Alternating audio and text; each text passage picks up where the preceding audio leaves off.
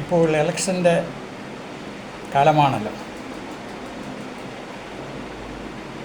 ഞാനൊരു എളിയ പ്രവർത്തകൻ എന്ന നിലയിൽ ചില കാര്യങ്ങൾ സൂചിപ്പിക്കുവാൻ ആഗ്രഹിക്കുന്നു. കഴിഞ്ഞ കാലങ്ങളിൽ സംഭവിച്ചതുപോലെ ഇപ്പോൾ സംഭവിക്കല്ലേ എന്നുള്ള പ്രാർത്ഥനയോടുകൂടി ചില കാര്യങ്ങൾ സൂചിപ്പിക്കുവാൻ ആഗ്രഹിക്കുന്നു. കഴിഞ്ഞ കാലങ്ങളിൽ, പ്രത്യേകിച്ച് കഴിഞ്ഞ തെരഞ്ഞെടുപ്പിൽ കുമ്മനം രാജശേഖരനെ കൊണ്ടു നടന്നവർ എങ്ങനെയാണോ കുമ്മനേട്ടൻ തോൽക്കുവാനിടയായത്, ഇതിനകം തന്നെ എല്ലാവർക്കും അത് മനസ്സിലായി കാണുമെന്ന് വിശ്വസിക്കുന്നു. കഴിഞ്ഞ തിരഞ്ഞെടുപ്പിൽ കുമ്മനത്തിന് വഴികാട്ടിയായിട്ടുണ്ടായിരുന്നവർ തന്നെയാണ് ഇപ്പോഴും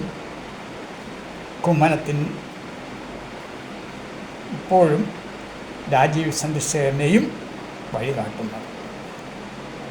കഴിഞ്ഞ തിരഞ്ഞെടുപ്പിൽ കുമ്മനം രാജശേഖരൻ്റെ വാഹനത്തിൽ സഞ്ചരിച്ചിരുന്ന അതേ വ്യക്തി തന്നെയാണ് ഇപ്പോഴും രാജീവ് ചന്ദ്രശേഖരൻ്റെ വാഹനത്തിലും സഞ്ചരിക്കുന്നത്. എവിടേക്കാൾ പയ്യ വോട്ട് കിട്ടുമെന്നോ, ഏതൊക്കെ വീട്ടുകളിൽ പോയി എത്ര നേരം സംസാരിക്കണമെന്നോ ഒന്നും നോക്കാതെ കഴിഞ്ഞ പ്രാവശ്യം കുമ്മനത്തിനെ കൊണ്ടു നടന്ന് അവരുടെ കുടുംബസ്ഥാനത്തിൽ കുറച്ച് വീടുകളിൽ കൊണ്ടുപോയി അധികം സംസാരിക്കാൻ അവസരം കൊടുക്കാതെ മറ്റ് പരിപാടികൾ ചൂണ്ടിക്കാട്ടി ധൃതി പിടിച്ച് അവിടെ നിന്നും ഇറക്കിക്കൊണ്ടു പോകുന്ന ഒരു പതിവുണ്ടായി. അതുതന്നെയാണ് ഇപ്പോഴും സംഭവിക്കുന്നത്. മഠത്തിൽ ക്ഷേത്രത്തിൻ്റെ അവിടെ എനിക്ക് പറ്റിയ ഒരു അനുഭവം ഞാൻ പറയാം. അമ്മമാരുടെ പരിപാടിക്ക് വേണ്ടി കുമ്മനത്തിനെ കൊണ്ടുവന്നു. ഇദ്ദേഹം പരിപാടി കഴിഞ്ഞതിന് ശേഷം കാറിൽ പോകാൻ സമയത്തിൽ ഞാൻ ഒരു 2 വാക്ക് സംസാരിക്കണമെന്ന് പറഞ്ഞു. കുമ്മന അവിടെ നിന്നു. പക്ഷേ എന്നെ സംസാരിക്കാൻ അവസരം തരാതെ കാറിൻ്റെ ഡോറിനെ പെട്ടെന്ന് പിടിച്ചടച്ച് എന്നെ കൈകൊണ്ട് ചെറുത്തു. അതിൻ്റെ പേരിൽ ഞാനൊന്ന് ആ വ്യക്തിയോട് ശകലം ചൂടാവുകയും ചെയ്തു. ഒരു തിരഞ്ഞെടുപ്പ് നടക്കുമ്പോൾ ആ തിരഞ്ഞെടുപ്പ് വർഷങ്ങളോളം കൈകാര്യം ചെയ്യുന്നവരായിരുന്നു ഉണ്ടായിരുന്നു. അവർക്കറിഞ്ഞുകൂടെ ഒരു തിരഞ്ഞെടുപ്പ് എങ്ങനെ നടത്തണമെന്ന്, അനൗൺസ്മെൻറ്റ് വാഹനം എപ്പോൾ ഇറക്കണമെന്നോ, എപ്പോൾ എത്ര നേരം ഏതൊക്കെ സമയങ്ങളിൽ ഇറക്കണമെന്നോ, തിരഞ്ഞെടുപ്പ് ചൂട് പിടിച്ച് നിൽക്കുന്ന സമയത്ത് കൂടുതൽ വാഹനങ്ങൾ ഇറക്കണമെന്നൊന്നും അവർക്കറിയില്ലായിരുന്നു. അവസാന ദിവസങ്ങളിൽ ഇലക്ഷൻ ചൂട് പിടിച്ച് നിൽക്കുന്ന സമയത്ത് അനൗൺസ് വാഹനങ്ങൾ കുറഞ്ഞതിൻ്റെ ഫലമായിട്ട് എതിരാളികൾ പ്രചരണം നടത്തി. അതിൻ്റെ ഫലമായിട്ടാണ് കുമ്മനം തോറ്റത്. അതേ അനുഭവം ഇപ്പോൾ ഉണ്ടാവാതിരിക്കുവാൻ വേണ്ടിയിട്ടാണ് ഞാൻ ഈ വീഡിയോ ചെയ്യുന്നത്.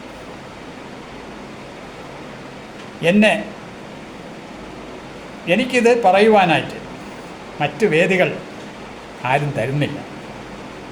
കഴിഞ്ഞ ദിവസം ഞാൻ ഒരു പരിപാടിക്ക് പോയി. എന്നെ വിളിക്കാൻ വന്നവരോട് ഞാൻ പറഞ്ഞു, എനിക്ക് 2 മിനിറ്റ് സംസാരിക്കാനുള്ള ഒരു അവസരം തരാമെങ്കിൽ ഞാൻ വരാം. അതിൻ്റെ അടിസ്ഥാനത്തിൽ ഞാൻ അവിടെ പോയി. പക്ഷേ സംസാരിക്കാൻ അവസരം തന്നില്ല. അതുകൊണ്ടാണ് ഞാൻ ഇപ്പോൾ ഈ വീഡിയോ ചെയ്യുന്നത്. വർഷങ്ങളായിട്ട് ഇതിനൊരു അവസരം എനിക്ക് ഇവരാരും തരാറില്ല. എന്നെപ്പോലുള്ളവരെ മാറ്റി നിർത്തിക്കൊണ്ട് ഞങ്ങളെപ്പോലുള്ളവരുടെ മാറ്റി നിർത്തിയാൽ അവർ കാണിക്കുന്ന തെറ്റുകുറ്റങ്ങൾ ചൂണ്ടിക്കാണിക്കാൻ മറ്റാരും ധൈര്യം കാണിക്കില്ല എന്നവർക്കറിയാം. എൻ്റെ വീട്ടിൽ ഇന്ന് വരെ, ഈ വീഡിയോ ചെയ്യുന്നത് വരെ ഒരു അഭ്യർത്ഥന പോലും ആരും കൊണ്ടുവന്നിട്ടില്ല. എൻ്റെ അടുത്ത വീട്ടിൽ വരെ വന്നു. ഒരു മതിലിൻ്റെ വ്യത്യാസം എൻ്റെ വീട്ടിൽ വന്നിട്ടില്ല. ഇന്നലെ ജന്മഭൂമി പത്രം എല്ലാ വീടുകളിലും കൊടുത്തു എന്ന് തോന്നുന്നു. റോഡ് സൈഡിലുള്ള വീട്ടിലൊക്കെ കൊടുത്തതായി ഞാൻ കണ്ടു. പക്ഷേ എൻ്റെ വീട്ടിൽ മാത്രം വന്നിട്ടില്ല. ഞാൻ സംഘടനയുടെ ശത്രുവാണ്. എന്നെന്തിനാണ് ഇങ്ങനെ മാറ്റി നിർത്തിയിരിക്കുന്നത്? എനിക്ക് പൊതുപ്രവർത്തനം എന്ന് പറയുന്നത് എൻ്റെ ഉപജീവന മാർഗമല്ല. ഇന്ന് വരെ ആരുടെ കയ്യിൽ നിന്നെങ്കിലും ഞാൻ എന്തെങ്കിലും വാങ്ങിച്ചാണ് ഞാൻ ഉപജീവനം നടത്തിയതെന്ന് ആരെങ്കിലും പറയട്ടെ. എൻ്റെ കയ്യിലുള്ള സമ്പത്ത് നശിപ്പിച്ചുകൊണ്ടാണ് ഞാൻ സംഘടനാ പ്രവർത്തനം നടത്തിയത്. എന്നെ അല്ലെങ്കിൽ എന്നെപ്പോലെ കുറച്ച് പേരുണ്ട് ഈ പരാതിക്കാർ ഈ പരിസരത്ത് തന്നെ. അവിടെ എല്ലാം മാറ്റി നിർത്തിയിരിക്കുകയാണ്. അതിനർത്ഥം എന്താണ്? എവിടെയെങ്കിലും അഭ്യർത്ഥന ചെന്നില്ലെങ്കിൽ മുൻകാലങ്ങളിൽ ഞാൻ ചെന്ന് ചൂണ്ടിക്കാണിച്ച ആ സാധനം അവിടെ എത്തിക്കുമായിരുന്നു. അതവർക്കറിയാം. അപ്പം തോൽക്കുവാൻ വേണ്ടിയിട്ടാണോ ഇങ്ങനെയൊക്കെ കാണിക്കുന്നതെന്ന് സംശയിക്കേണ്ടിയിരിക്കുന്നു. ആയതിനാൽ കഴിഞ്ഞ ഒരു തിരഞ്ഞെടുപ്പിൽ, രാജേട്ടൻ്റെ ഒരു തിരഞ്ഞെടുപ്പിൽ, ഒരു രഥം കൈമനം പമ്പിൻ്റെ അവിടെ വന്ന് രാവിലെ മുതൽ കടന്ന് വൈകുന്നേരം വരെ അവിടെ നിന്ന് ഈ മണ്ഡലത്തിലെ ഒരു ഭാഗത്തും എത്തിയില്ല എന്നുള്ള പരാതി ഞാൻ കേന്ദ്ര തിരഞ്ഞെടുപ്പ് കമ്മീഷൻ്റെ കേന്ദ്ര തിരഞ്ഞെടുപ്പ് ഓഫീസിൽ ചെന്ന് വിഭാഗ് പ്രചാരകൻ്റെ അടുത്ത് പറഞ്ഞതിൻ്റെ ആ വൈരാഗ്യമാണ് അന്ന് മുതൽ ഇന്ന് വരെ എന്നെ മാറ്റി നിർത്തിയിരിക്കുന്നത്. ഞാൻ പറഞ്ഞത് എനിക്ക് വേണ്ടിയിട്ടല്ല, എൻ്റെ കുടുംബത്തിന് വേണ്ടിയിട്ടല്ല, സംഘടനയുടെ നല്ല ഭാവിക്ക് വേണ്ടിയാണ് അന്ന് ഞാൻ അവിടെ ചെന്ന് പറഞ്ഞത്. അതിന് ഞാൻ സംസാരിച്ചുകൊണ്ട് നിന്ന ആ സ്ഥലത്തു നിന്ന് എൻ്റെ മൈക്ക് വാങ്ങിച്ചിട്ട് മുരളിച്ചേട്ടാ ഇനി സംസാരിക്കണ്ടെന്ന് പറഞ്ഞ് മാറ്റി നിർത്തിയ സമയം. എന്നിട്ടും ഞാൻ പല പരിപാടികളിലും എന്നെ വിളിച്ചില്ലെങ്കിൽ പോലും ഞാൻ ചെന്ന് പങ്കെടുക്കുന്നതാണ്. ഇത്രയും ഒക്കെ ചെയ്തിട്ടും എന്നെ മാറ്റി നിർത്തുകയാണ്.